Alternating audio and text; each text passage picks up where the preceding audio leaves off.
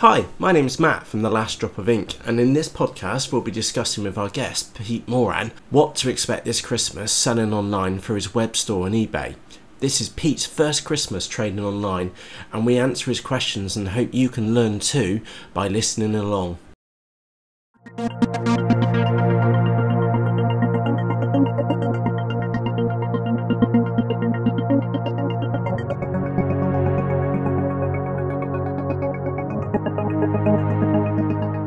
Hi, it's Matt here, and before we jump into the crux of this podcast, I just want to point out is that we're learning too. And in this podcast, about half an hour in, you'll hear this little sound saying, "Hey, wake up." Now, that's not us trying to actually wake you up because you've fallen asleep halfway through. It's us poking each other so that we can let the other persons know that we've got something to add to the conversation. And unfortunately, I left the sounds on in the background, and I just wanted to point this out, is that we're learning too. So enough of me, let's jump into today's podcast. Hi, I'm Matt, and this afternoon we've got Andy Hamilton. Hello. Dave Furness. Hello. And Pete Moran with us as a guest speaker. Hi there.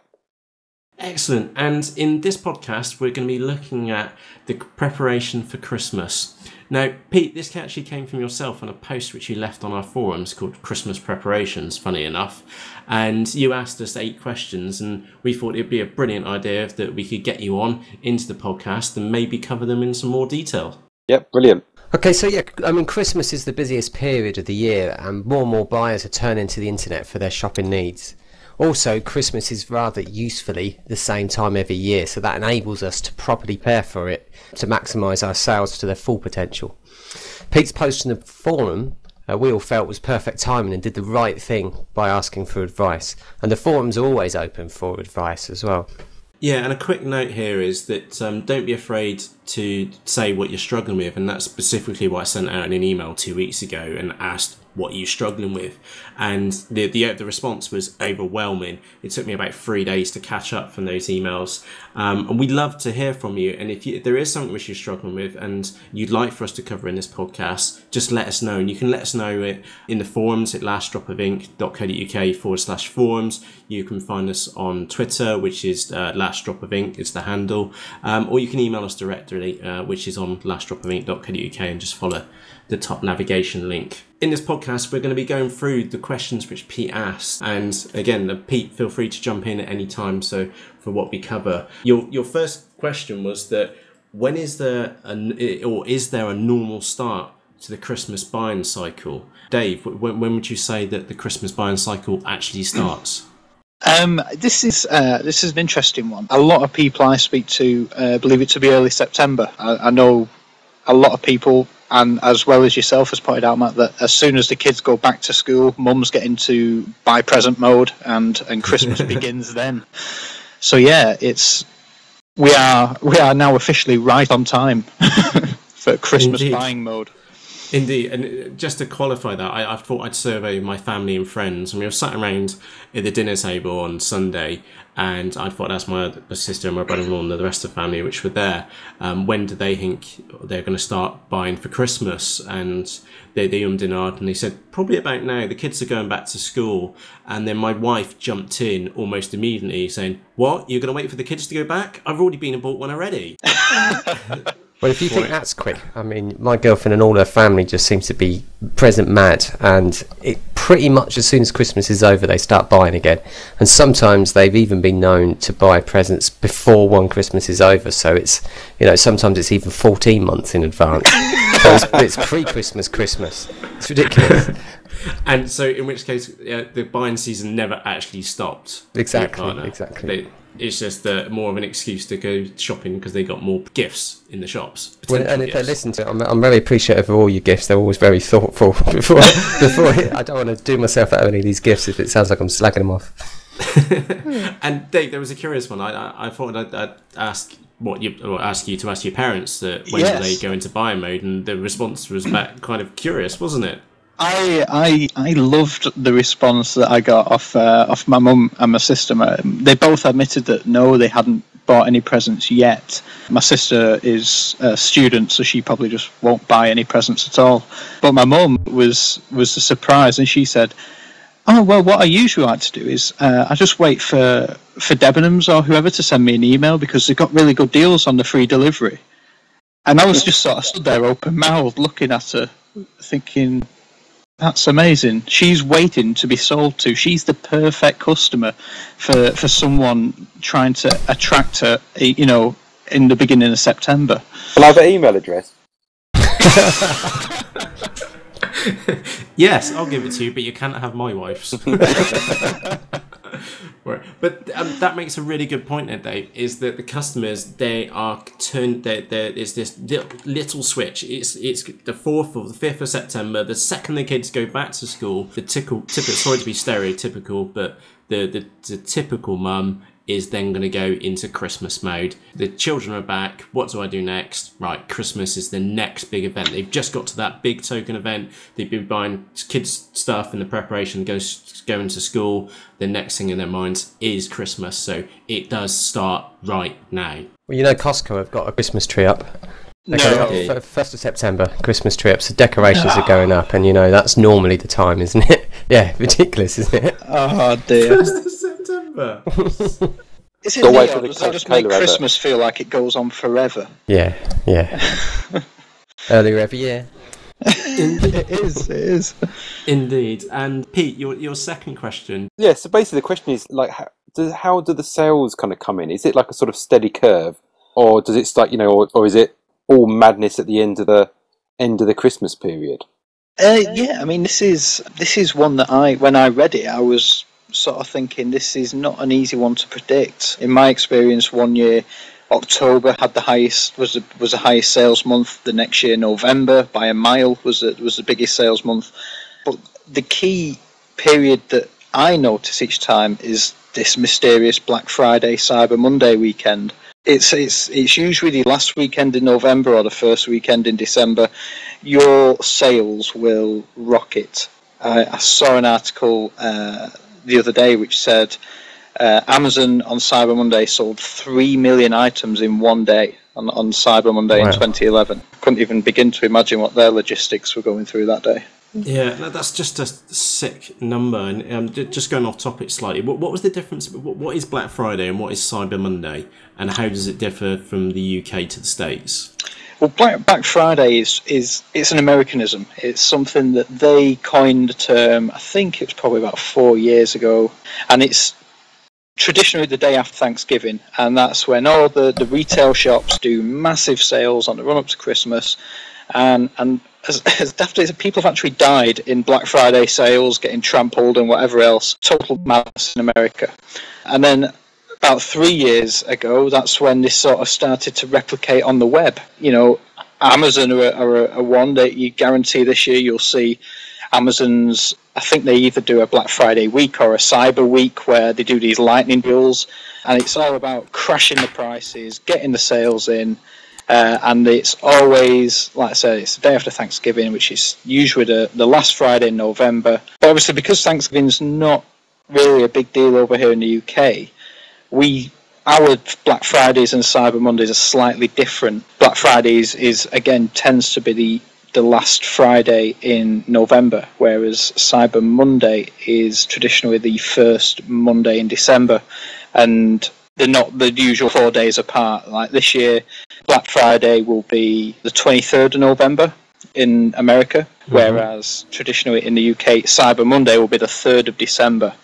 So I think the key point here is for those 2 weeks, and especially the weekends from the Friday to the Monday, from the 23rd to the 26th and the 30th to the 3rd, they are going to be massively busy periods for online. So yeah, I think those are definitely dates where you want to be as prepared as possible for. Get all your listings live and make sure you are prepared for Monday morning when you have to send everything out. Okay, and if you're a small to medium-sized business, which generally means that you're working with yourself and you have a small team, is that customer service is to actually be around on that weekend so that you don't hit Monday morning with an absolute huge wealth of email in a backlog, and you can't dispatch your products out. So that weekend or those weekends, you definitely want to be around more than what you are normally, so you can be on top of them before they go.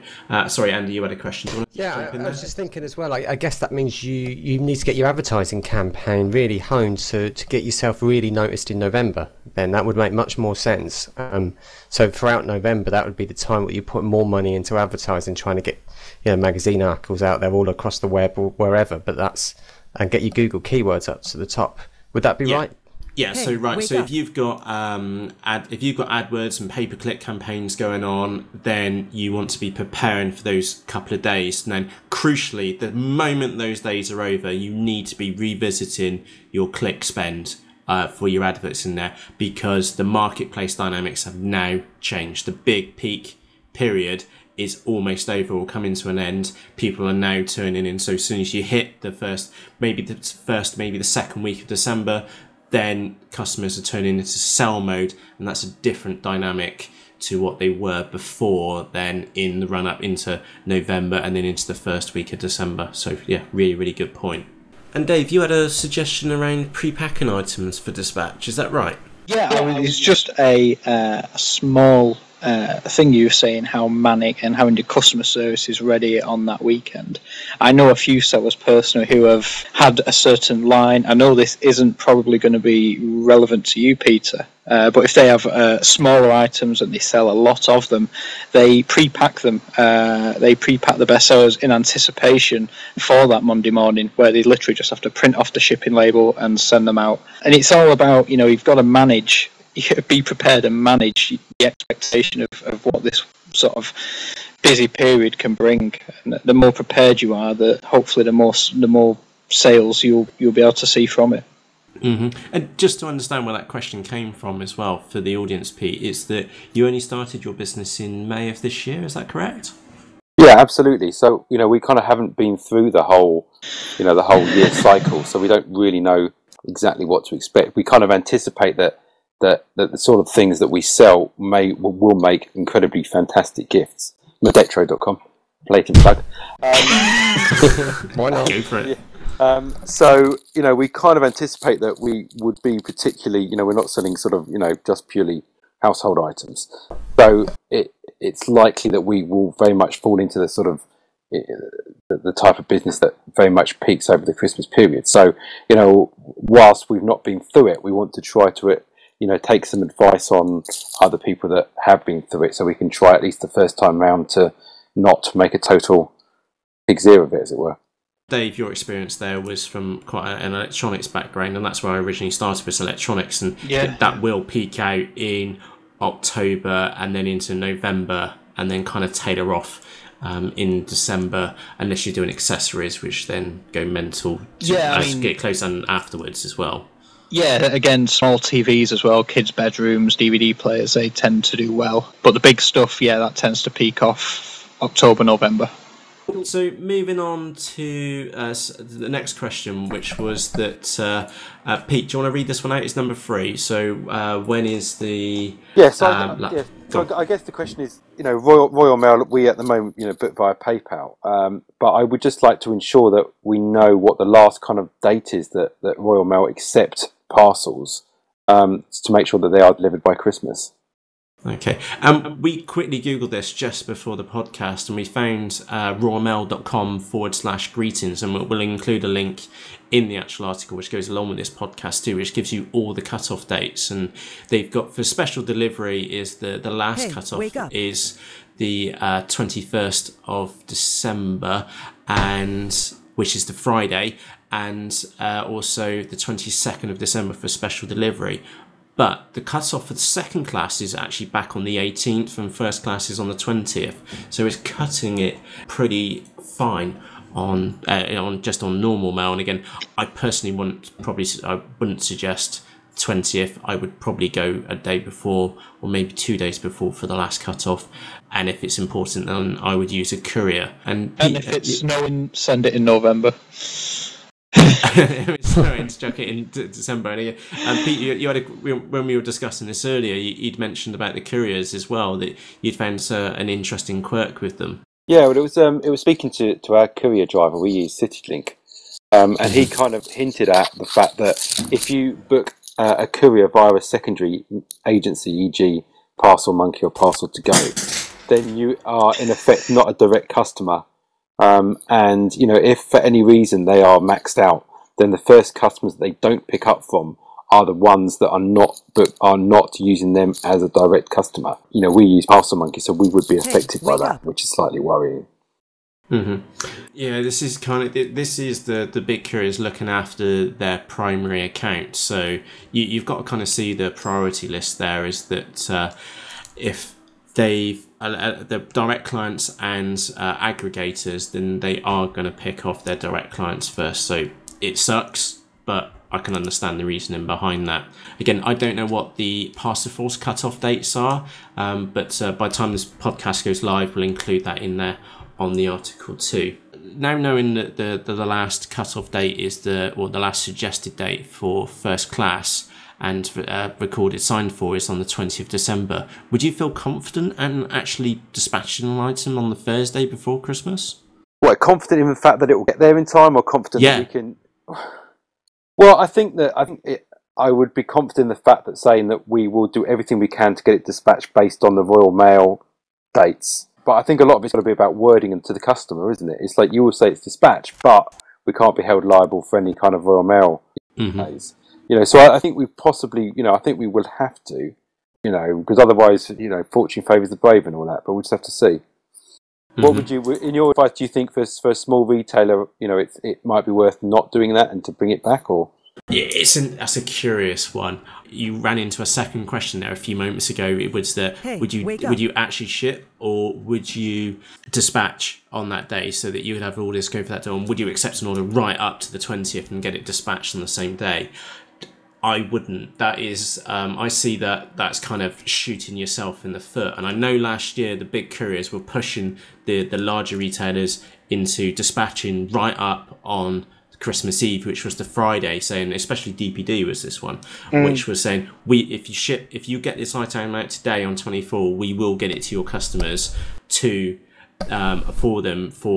Christmas Eve. And that's quite a statement. The interesting, I found some stats on the net, which was last year, so 2011, which was 17% of all Christmas orders were not delivered in time for Christmas. However, I can't give you precise stats from DPD, but I know they were pushing right up to the Friday before Christmas for you to do it.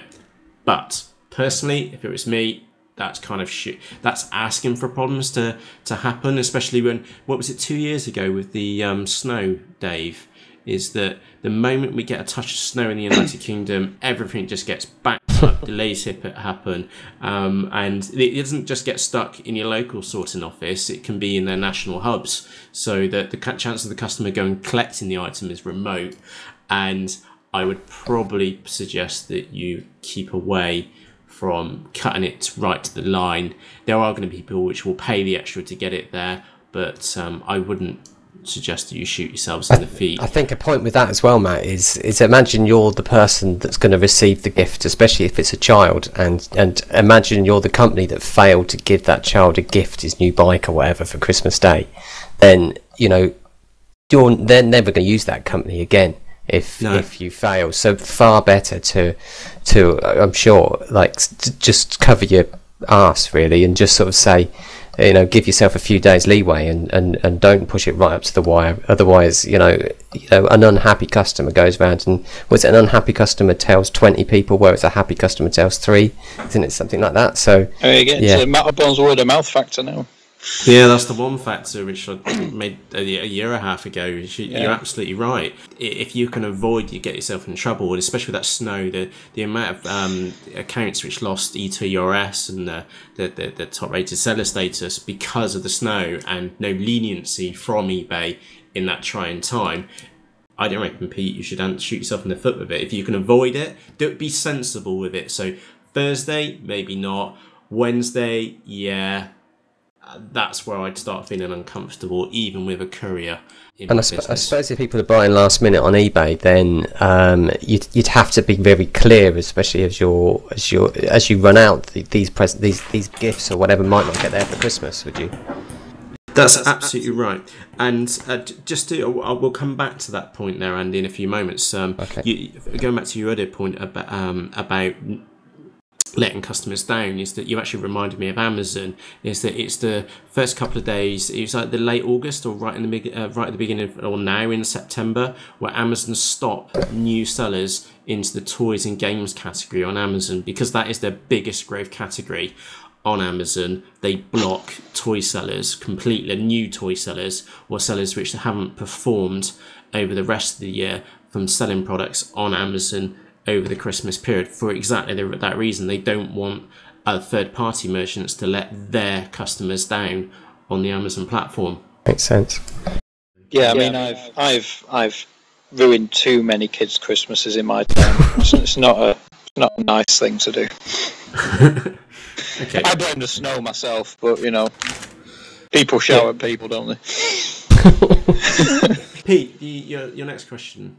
If you don't mind me just asking one back on that last point, is that how do you actually stop people buying up to the last minute? You're kind of an e-commerce platform. We sell on eBay and our website.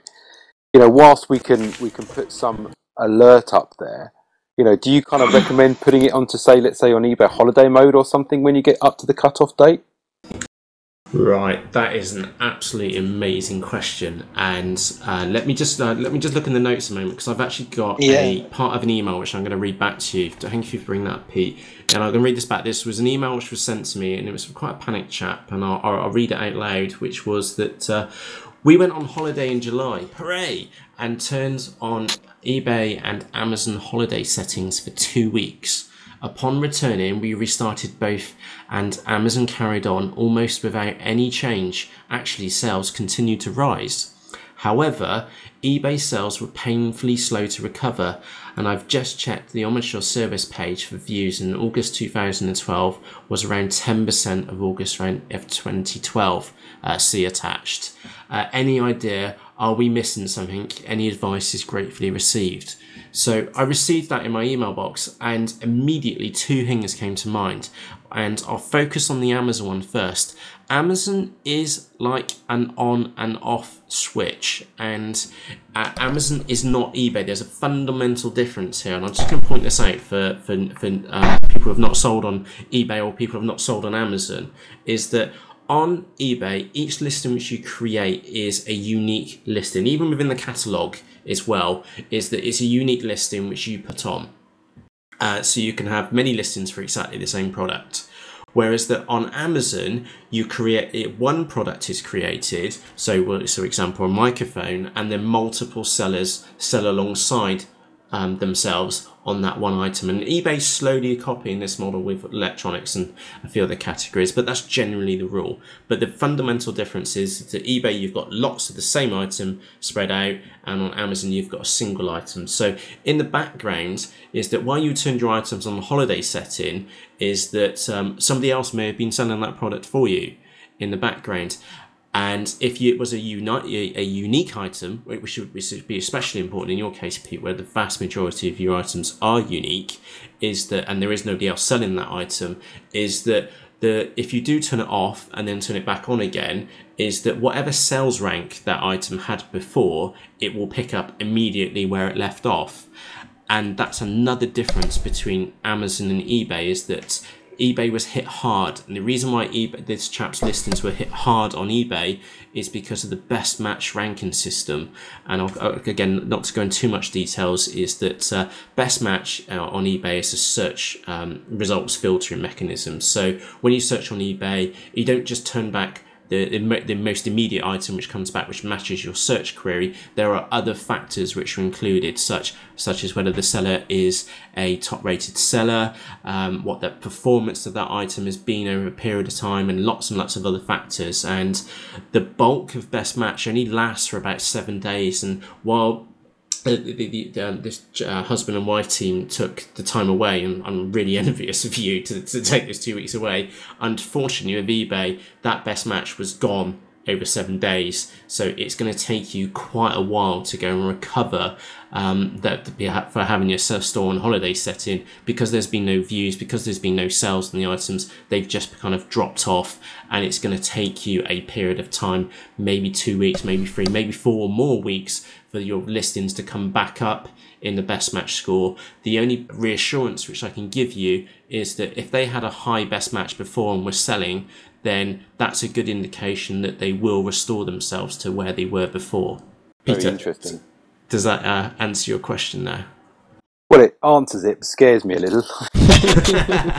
So, to answer your question directly, is that I wouldn't put your eBay store on a holiday setting for more than 7 days if you can avoid it. And it's really about communication, and it's really about communicating with your customers that is when your cutoff is. And there's several ways you can do that. Amazon, it's just an on and off switch, which you can put on holiday. Website, like you suggested, you can put extra messages on there, but you can't stop them from buying unless you disable the whole shopping cart, which probably suggest you wouldn't do. On eBay, your options are a little bit more limited, especially if you're not using third-party software which allows you to revise live listings in bulk.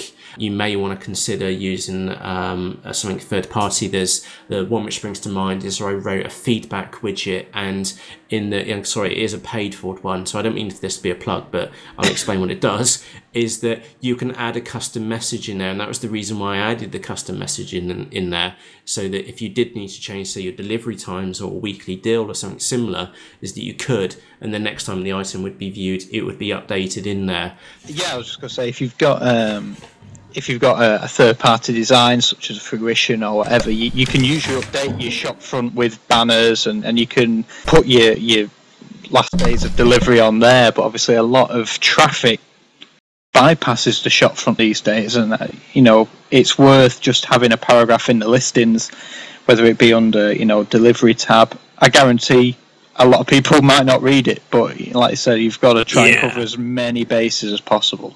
Yeah, you can lead the horse to water, but exactly. Unfortunately, especially on eBay, it doesn't matter if you put it in H1 font, flashing across the page. They'll just completely ignore it and carry on with whatever they thought was right. Could do with a pop-up. As soon as you hit the buy now button, a pop-up that comes up and says, you do realise you won't get this before Christmas. Mm-hmm. Yeah, that would be handy. Just a quick note there. There's a couple of side notes here. Pete, you've just sent me a message on that. You're absolutely right. The holiday settings is that you can have on, but not to turn off sales. You're absolutely right. But the amount of sales which you're going to get when the customer finds that listing, so you're going to find and draw. So just think about best match for a few moments. Is that you got items turning up in normal results, and they're finding the items and they're viewing them, but the people are making no sales because they know you're not going to be on holiday. You're going to be on holiday for another 2 weeks. Then that's going to be detrimental to your best match score. So good point on that one. Because I think you can also, there's a setting that you can basically, you don't have to, you can still allow sales to take place, but it just puts a message at the top of the screen saying that you're on holiday. So arguably, could you not do something where you put it on say, the Thursday before Christmas and saying, I am now on holiday until Christmas. So they could still buy, so you haven't actually going to affect your best, your search results. But in theory, that the kind of message at the top may indicate to the people that, you're away and maybe dissuade them from buying from you, as it were. Is there also an option where the customer gets an email sent to them as well, telling them the message? Or have I just dreamt that one up?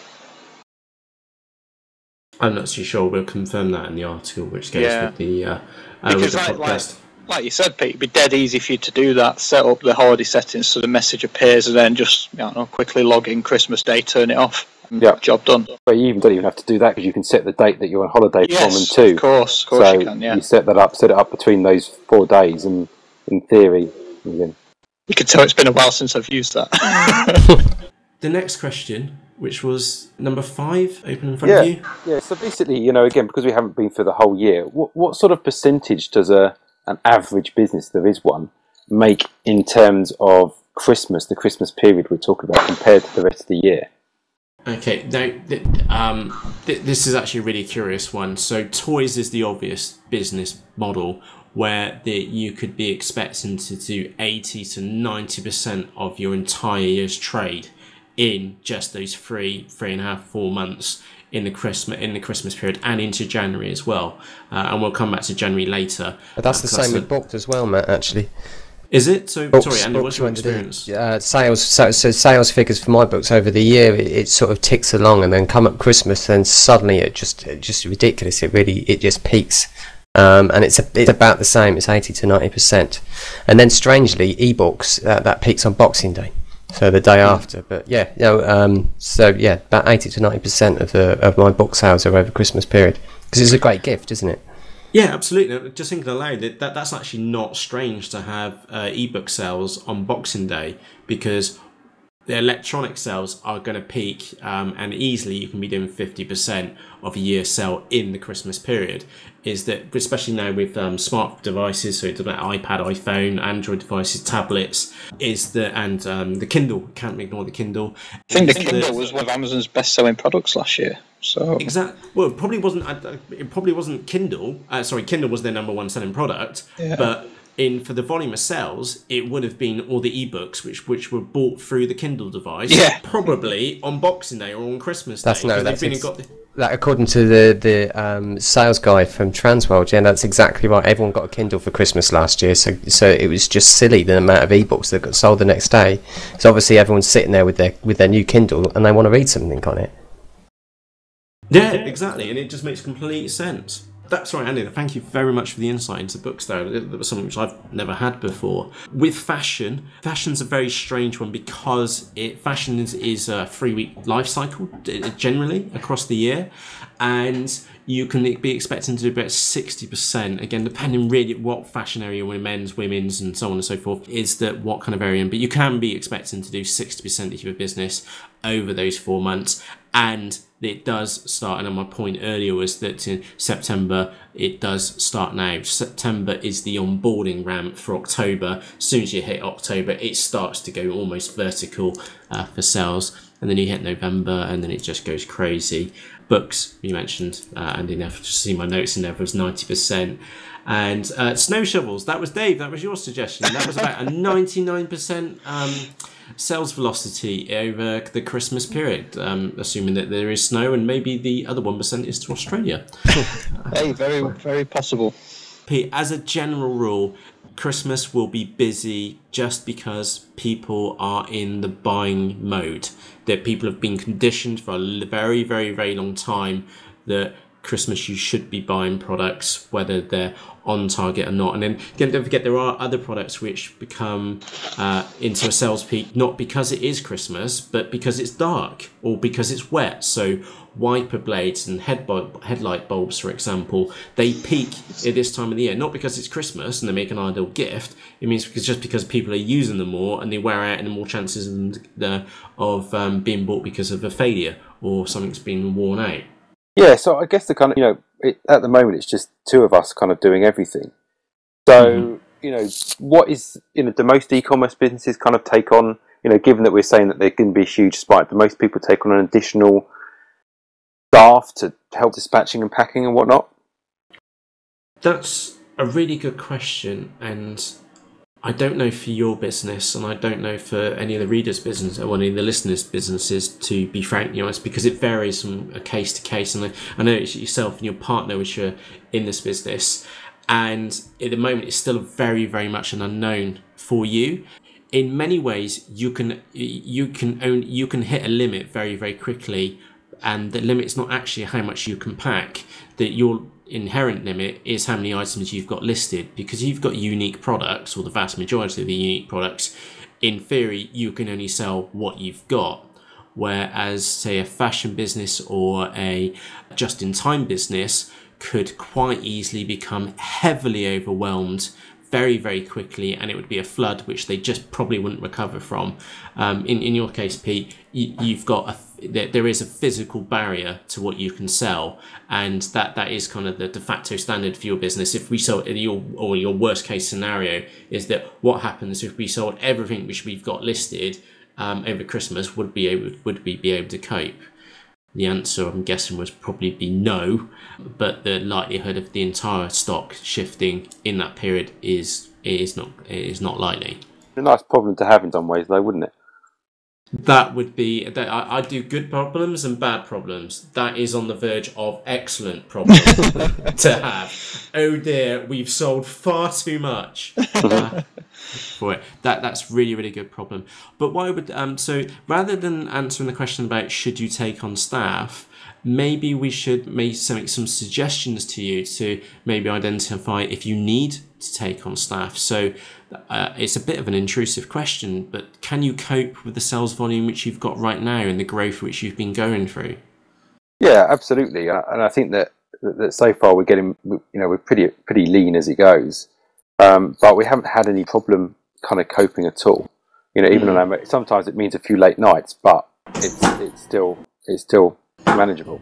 An interesting tip there is actually Georgie, who used to sell, and still does sell on eBay. One of her biggest tips was to get up early and pack first thing in the morning. And you'd be, I don't know if you tried this at all, Pete, but first thing in the morning, especially for me, is that I'm super productive. So if I get up at 6 o'clock in the morning, by 8 o'clock, I've probably done about 4 hours worth of work in that short space of time because I've had no interruptions from the kids or the family at all. And again, you're the same as me. You've got children almost exactly the same age. Is that something which you've tried? No, because we've also got the dog that needs to be walked. So that's like the first thing we do to unfortunately get up and do that. But I don't know. It's a difficult one to kind of say. Potentially we could try, but yeah, the thing is, it's one of those complicated ones. So we spend a lot of our evenings listing, like putting stuff on, because everything is unique. So, we may not be going to bed till 12, 1 o'clock just to kind of keep up with the listing. Obviously, come Christmas, that's going to turn flip side. We would have liked to have listed most things and then so we can kind of flip around and we will just be purely on dispatch mode. Okay. And as far as the dispatch process of your actual orders right now, are you doing each order individually or are you batching up the orders? What happens when you've got 10 orders on eBay and 2 items orders from your website? What's kind of your typical process right now? Well, there's kind of streamlined process that kind of chucks out bits of paperwork regardless of the channel. Mm-hmm. So let me just stop you there, Pete. You actually have some form of software in the background so you can aggregate the orders from the different sales channels. Yes, absolutely. Well, at the moment we use kind of our website and eBay, but eBay is still significantly more orders than. But there is kind of aggregation in place so that that basically no one channel takes precedence over the other. They both do pretty much the same thing. Mm-hmm. And the crucial point is there is standardisation, so it doesn't matter if it's an eBay order or a website order. It goes through the same process. Exactly. Yeah. Okay. And have you looked to see what the process is for the pick, pack and dispatch? So have you tried timing to maybe 5 or 10 orders over a day or over a couple of days to find out what your average pick and pack time is and to maybe look to see how you can improve that at all? No, I haven't actually. That's a very valid point. We've never kind of done any sort of analysis on the actual packing process, as it were.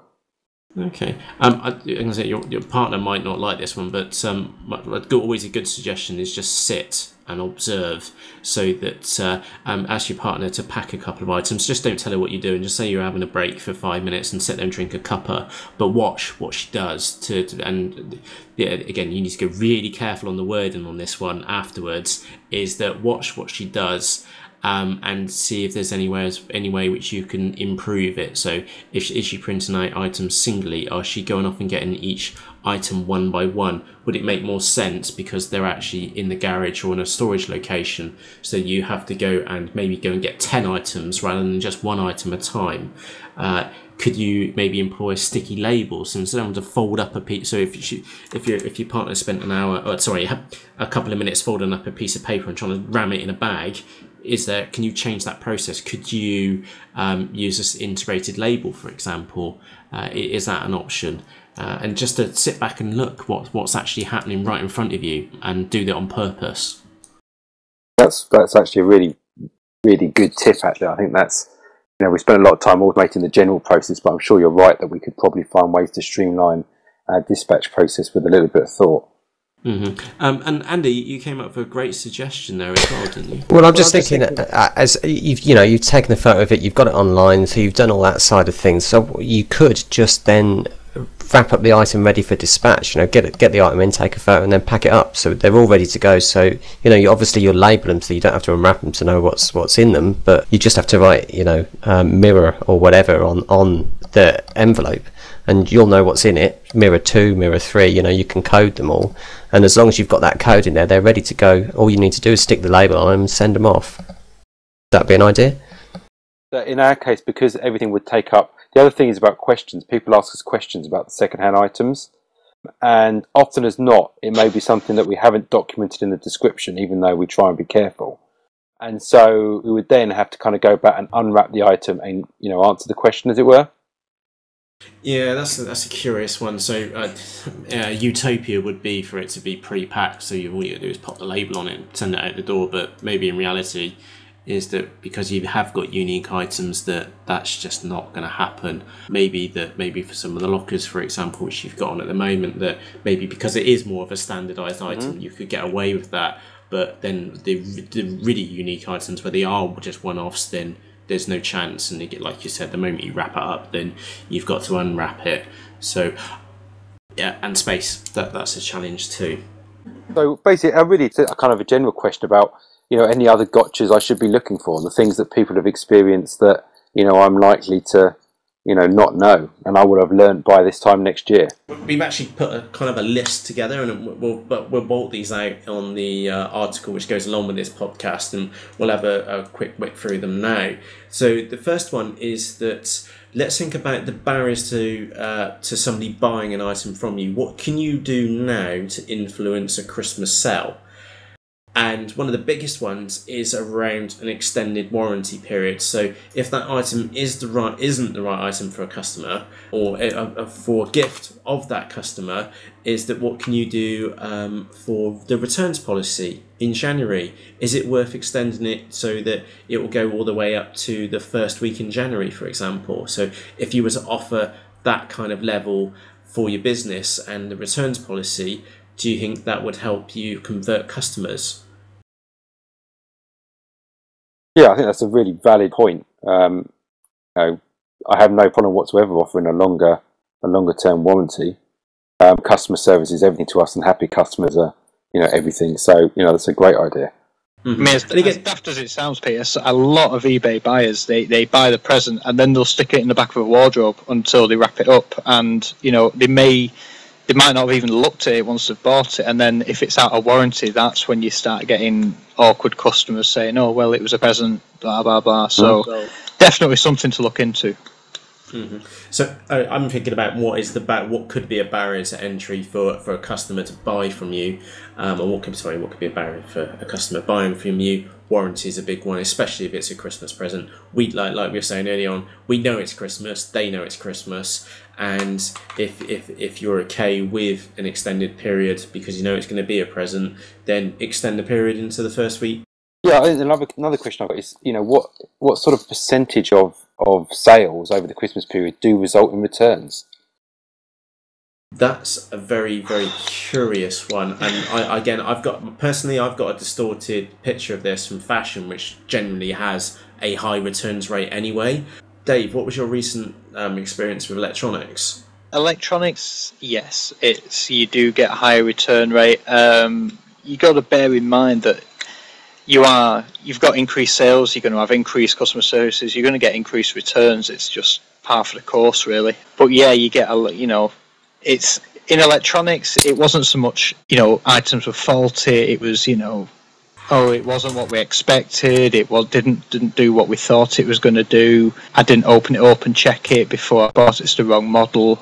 All those sort of awkward logistical returns did increase in electronics. So yeah, it's definitely one to look out for. It does come hand in hand with the territory, unfortunately. Just got to make sure you've got got the processing in place to make it as pain-free as possible. And just to add to that, because you are selling more, the likelihood for you having more returns, they go in hand. So if you're say you run on a 2% returns ratio right now, then you expect, because you're selling X number more, then that's because it's percentage, it's going to go up naturally because you've been selling more. You've also got to account is that it's Christmas. The likelihood of getting a return because it was an unwanted gift is much, much higher as well. So it's going to be, it depends upon what category of products you're in. For yours, Pete, directly, I genuinely don't know. I wouldn't just say that you're on 1% or less right now. I probably wouldn't suspect that you would have much more than that because your products are quite unique. They have got a bit of a wow factor when they're going to turn up with the customer. So before this podcast, we were looking at some from my brother actually, who's quite an awkward person to buy for, and that is the kind of item which you could give to him, and you wouldn't have been able to get from a normal retail means. And the likelihood of that coming back at you is quite remote, to be honest. Good to hear. Moving on, and this is just such a no-brainer, and this comes from the pain of learning myself, is that one of my biggest tips for the entire Christmas period is not Christmas. Ironically, it is January.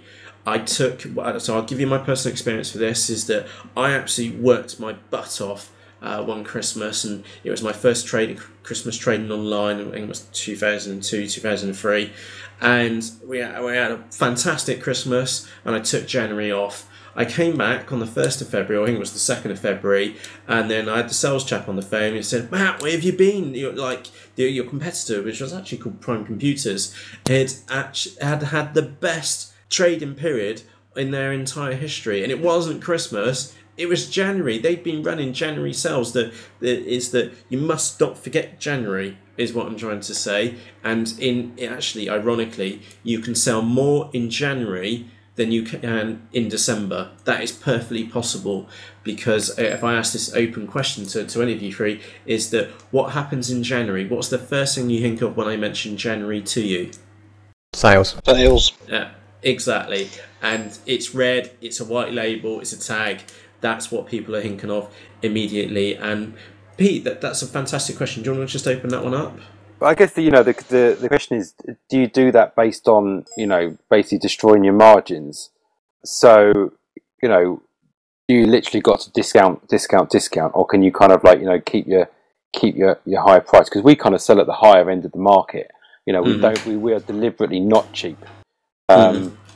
So our unique selling point is more uniqueness, as it were. So that's the kind of question. Did they get away with that by basically just doing a fire sale?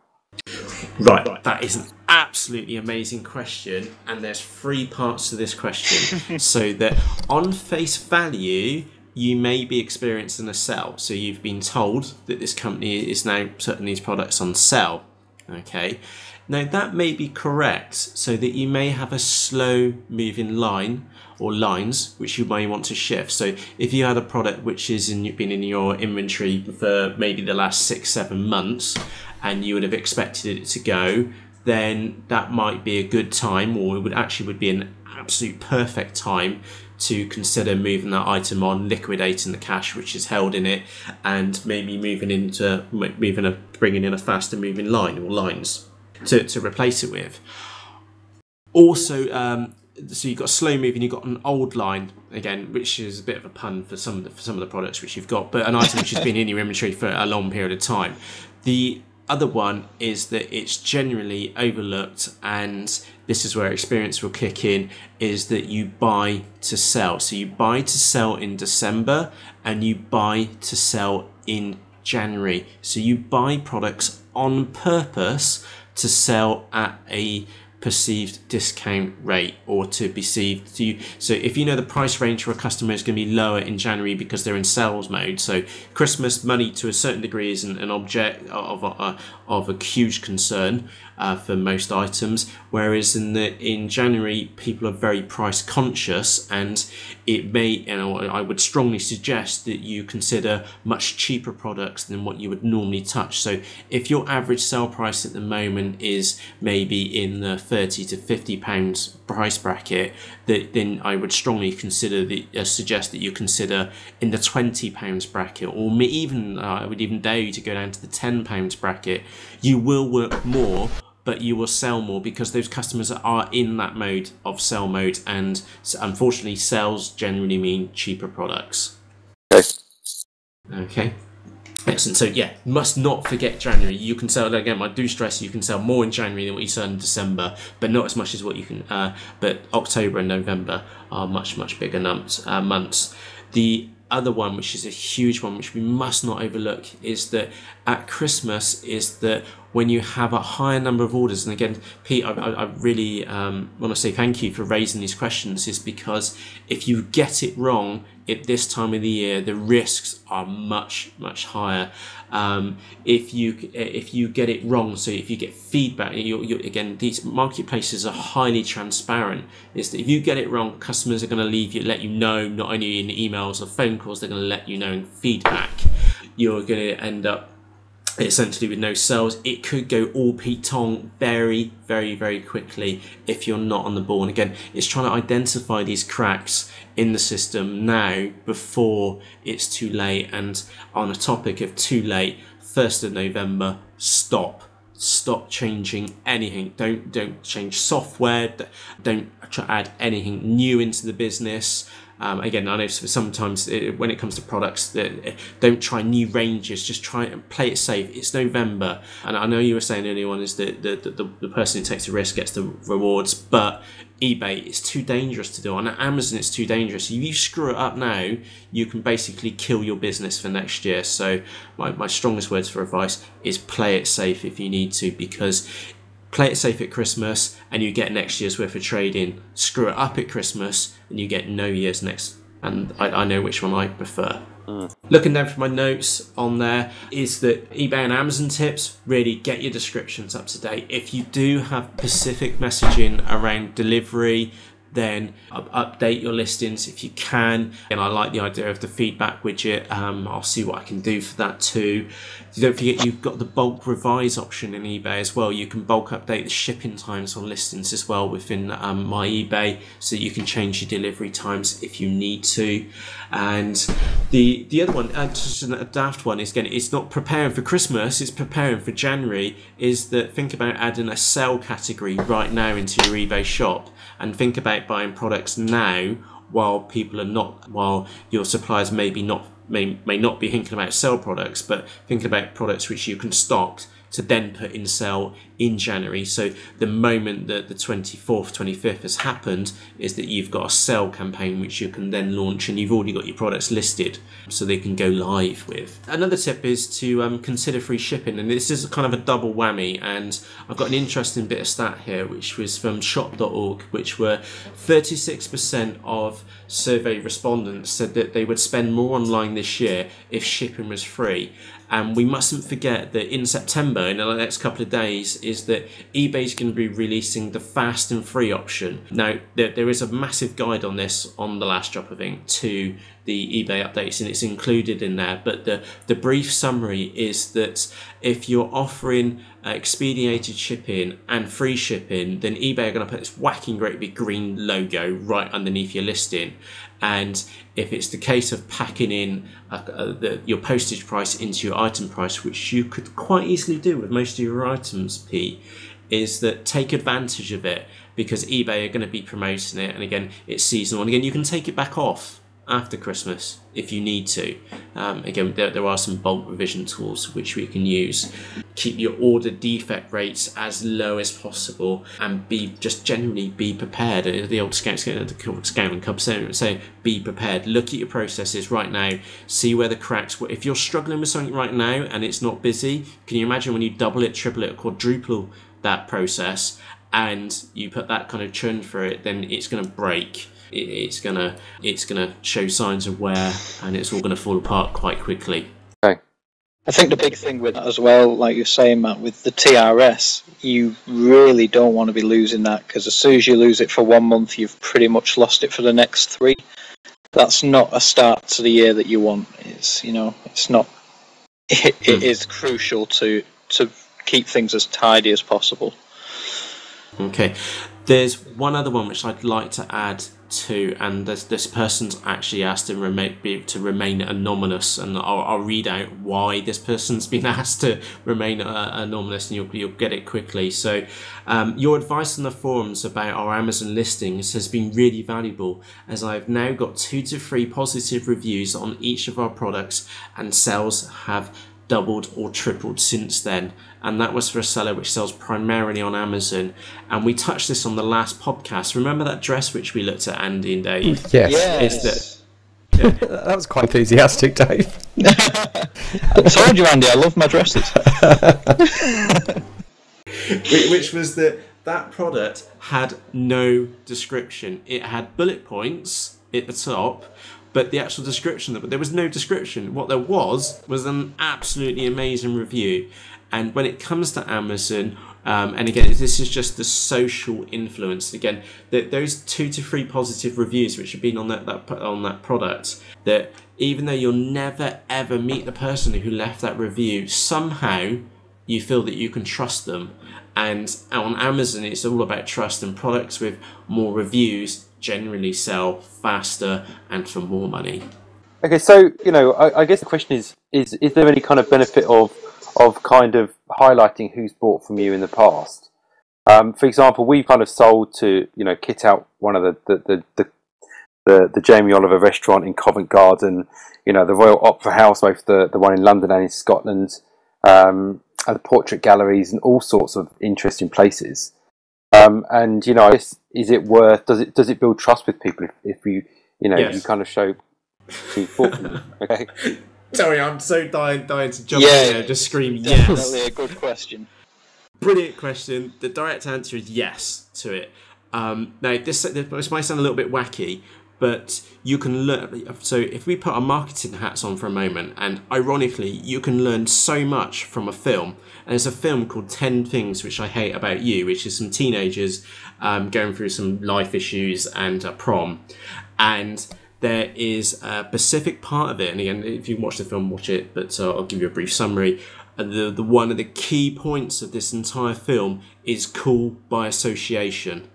Okay, You can think back to school. There was always this group of kids at school. They were the cool kiddies. You wanted to be like them. You would buy trainers like them. It depends where you were in your social circle, but there was always a group of cool kids. And if you nodded them, you had a heads up from them in the corridor. You had cool by association. Those teenage and school years brought to real life. So that if you've had Jamie Oliver's restaurant buy from your products or the Royal Portrait Gallery, my God, that needs to be in your listings for them. If you can ask them for a quote and get a quote out of them, do it. I wouldn't push them too much on it.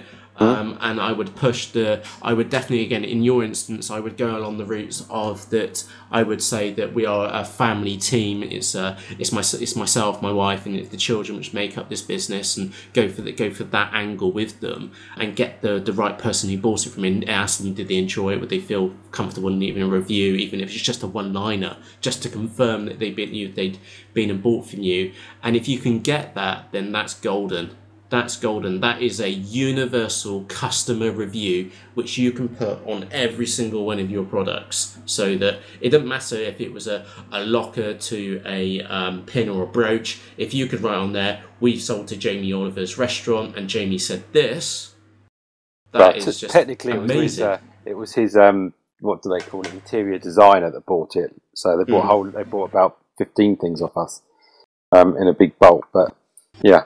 I think in that case, if you just say Jamie Oliver's interior designer, that has got as much cachet as saying Jamie Oliver himself, and people know how that works as well. So yeah, Jamie Oliver's interior designer is going to work exactly the same as saying Jamie Oliver. People are only going to see the Jamie Oliver. Yeah, I think like you're saying there, and even if you just mention, we've sold items which are now featuring in Jamie Oliver's restaurant in Covent Garden, like Matt was saying, it's that cool by association. It's like, wow, Jamie Oliver's got this stuff in his restaurant, It hand-picked by Jamie Oliver's interior designer, You sort of flex it up, yeah.